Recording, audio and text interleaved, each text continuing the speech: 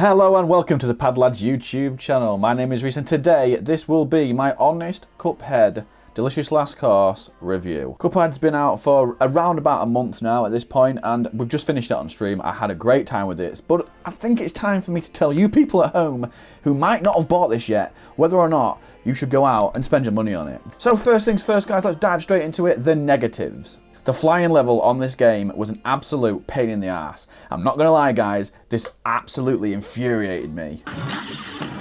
Shit the bed.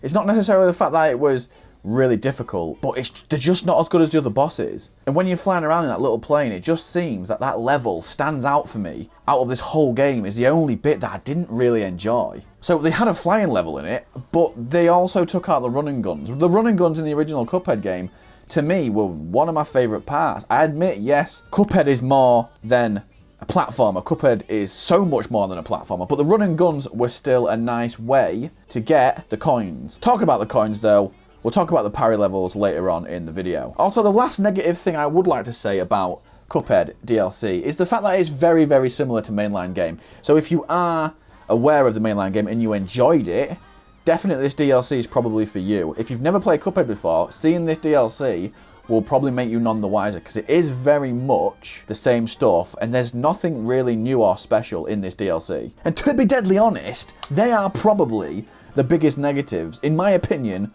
of Cuphead Delicious Last Course. But now, let's get away from the negatives and let's move in to the positives. So all bosses are absolutely brilliant. There's 6 of them and they are beautifully designed. Oh, the DLC just looks as good as the mainline game. Oh, it's a beautiful sight on your eyeballs, I'll tell you. Cuphead prides itself on its amazing level design, and this DLC honestly just furthers that even more. There is also an additional character, Miss Chalice, I believe she is called, who really changes the way Cuphead is played if you want to play as her. You don't necessarily have to play as her, you can keep as Mugman or Cuphead, that's fine. You can still complete the game, you can still complete the DLC with the original characters. But yeah, Miss Chalice is here now, she's got a few different abilities, so that is a little bit of a fresh take on, you know, Cuphead and Mugman. And earlier I spoke about the parry levels, and these chest parry levels on the DLC are absolutely fantastic, and for me, were an absolute personal highlight. I loved working out how to beat these little bosses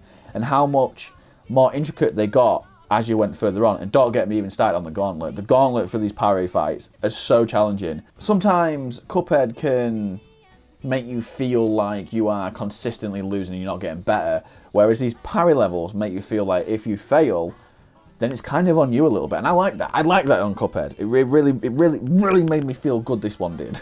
But yeah, definitely the highlights were the parry levels, the beautiful game design as always, and let's be honest, the animation on Cuphead. Yes, please. So there's the positives and the negatives of the Cuphead Delicious Last Course DLC. So now overall, let's give it a score out of 10. So I will give Cuphead a 9 out of 10. This is definitely a perfect example of platforming meeting animation. Cuphead to me has always been up there with the likes of Crash Bandicoot and Spyro. And it's just one of them things where I really can't slag this game off. I've seen a lot of stuff saying that it's the best thing since sliced bread. And I know Cuphead's not for everybody. I know it's an extremely difficult game. I get that. It's the Dark Souls of platforming. I understand that. But if you can just get away from that and, you know, you enjoyed the original one, you maybe didn't finish it and you want something a little bit easier, Delicious Last Course is probably for you. I know quite a few people who've played Cuphead who didn't quite finish it. So maybe Delicious Last Course would be something for you to chow down on. But yeah, I'd highly recommend it. You could pick it up for less than a tenner. I imagine it will become cheaper over time as well. But yeah, that is it, guys. I am massively in love with Cuphead and the Cuphead DLC. I can't really bring myself to playing it on extreme mode or any higher difficulty than standard, to be honest, because this game is so difficult. But what did you think to Cuphead DLC? What did you think to the Delicious Last Course? Are you going to buy it now? Are you not going to buy it? Are you going to steer away from it? What do you think? I would love to know your thoughts and your comments. So drop one in the... Oh, that sounds like you're going to do a turd in the comment section. Drop a comment in the comment section. Hit the like button, guys, if you enjoyed today's video. But yeah, for today, I have been Reese. This has been the Cuphead DLC. Go buy it. Go treat yourself. But before you go, if you did want to see a little bit more Cuphead, this one will definitely include spoilers, by the way.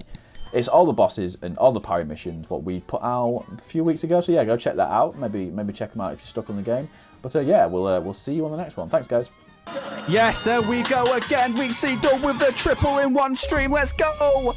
Popping Chivas, baby. Let's go.